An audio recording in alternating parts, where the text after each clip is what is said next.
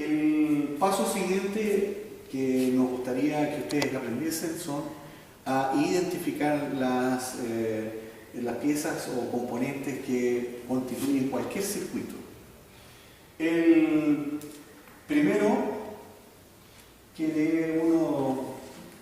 los primeros componentes o elementos que constituyen un circuito son las resistencias. En general las resistencias tienen distintos tamaños. Y los tamaños no tienen absolutamente nada que ver con el valor de la resistencia. Para identificar la resistencia viene con lo que se denomina un código de colores. El código de colores va a ser agregado después en un anexo, no en la filmación, porque eso sería complicado. Y allí se explicará en forma digital cada uno de cómo se reconocen o identifican el valor de cada una de las resistencias. Este tipo de resistencias se denomina resistencia fija y no tienen polaridad, es decir, no importa si es corriente alterna o continua en la que por ella circulan. Hay distintos tipos de resistencia. Fuera de esta resistencia común están las resistencias variables, después están las NTC y las PTC y las LDR, que por ahí voy a mostrar alguno que trabaja con ese tipo de resistencia. Otro elemento que normalmente estos circuitos tienen son los famosos diodos. Los diodos que se denominan diodos LED. De estos hay de distintos colores rojos, que en este caso son verdes, acá hay amarillo, y la característica fundamental del diodo es que de estos diodos es que ellos permiten el paso de la corriente en un solo sentido y además se iluminan.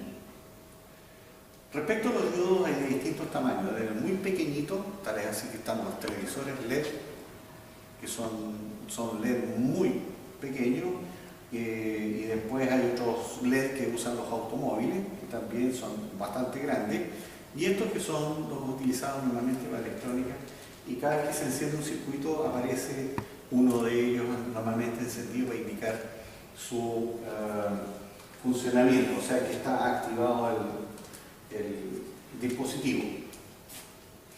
Después hay otros elementos que son los circuitos integrados, que son estas patitas, ¿ya?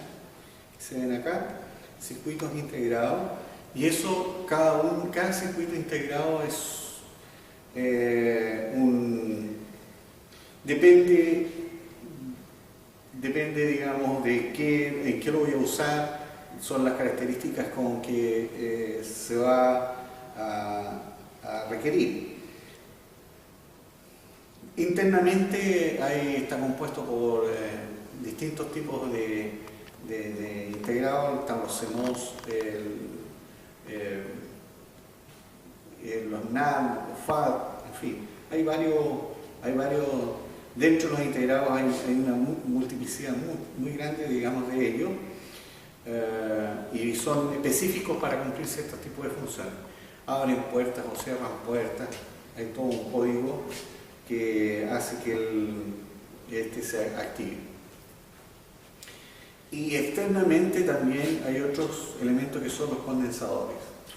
Hay distintos tipos de condensadores, por ejemplo, estos que se ven como cilindritos. Son condensadores exclusivamente para corriente continua, o sea, no aceptan corriente continua, no alternan, no permiten eso. La función del condensador es en general almacenar energía. Eso es lo que hacen fundamentalmente, son almacenar energía. También hay otros condensadores que son tipo cerámico.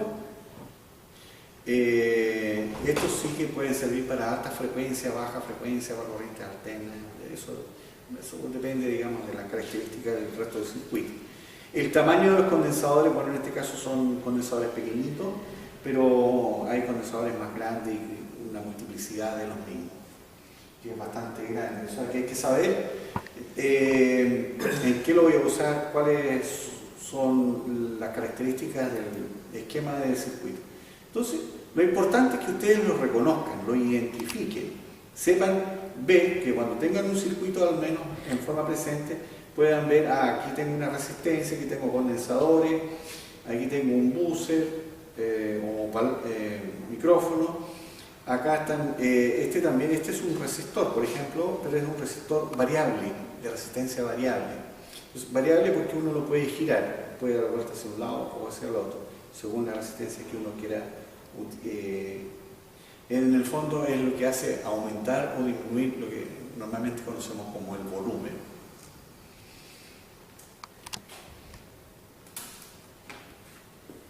Ya, sobre los motores no hay mucho que decir. Acá les voy a mostrar qué cosas realmente se pueden hacer para que observen ustedes que en realidad no es necesario tener cosas a veces tan complicadas y basta con adquirir los elementos o componentes que sean necesarios para el propósito deseado.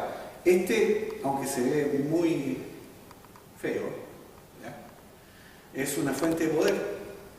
Fuente de poder significa que conecto a los 220 volts y acá me entregan 5,04 volts continuos. Es una fuente de poder altamente estabilizada, ¿ya?, altamente estabilizada. Ella está compuesta primero por un transformador, ¿ya?, previo al transformador aquí está encerrado, porque por razones de seguridad, un fusible. Y acá tenemos los diodos, estos 4 que se ven acá son diodos rectificadores. Estos diodos rectificadores están conformados en un circuito que se denomina de onda completa. Después tenemos un condensador que permite filtrar los ripples que se producen por efecto de los condensadores y un triac que es un estabilizador aquí de la corriente. O sea, este es el que permite en el fondo checar los 5,04 volts. Entonces, el transformador lo que hace es pasar la corriente, normalmente alterna de 220, transformarla normalmente a 12 volts, a veces más, a veces menos, puede variar. Y los rectificadores o diodos lo que hacen es que esta corriente alterna de bajo voltaje la pase a corriente continua. Y este es un estabilizador de corriente y acá hay un condensador de alta frecuencia para evitar y acá hay un diodo LED que enciende para que indique que esta cosa está encendida. Y aquí tengo 2 puntos para salir, es el negro, es la parte negativa y el rojo es el positivo. Y aquí me entrega 5,04 volts y por este otro lado 6 volts. ¿Ya? Es decir, este negro con el otro puedo tener 6 volts. La parte de atrás, observan ustedes que es bastante simple. A esta altura está el transformador, los diodos están localizados en esta parte, aquí va el condensador, el triac que les mencioné, que es este que está acá, se ve la colita, y aquí los plugs donde sale ya la corriente en definitiva, como uno la desea. Es muy buena, excelente. Así es que se puede usar, se puede construir. Esto puede demostrarle que puede hacer cosas muy feas, regulares y cosas muy bonitas como esto que tenemos acá. Ya, en el próximo capítulo presentaremos algunas características de los elementos.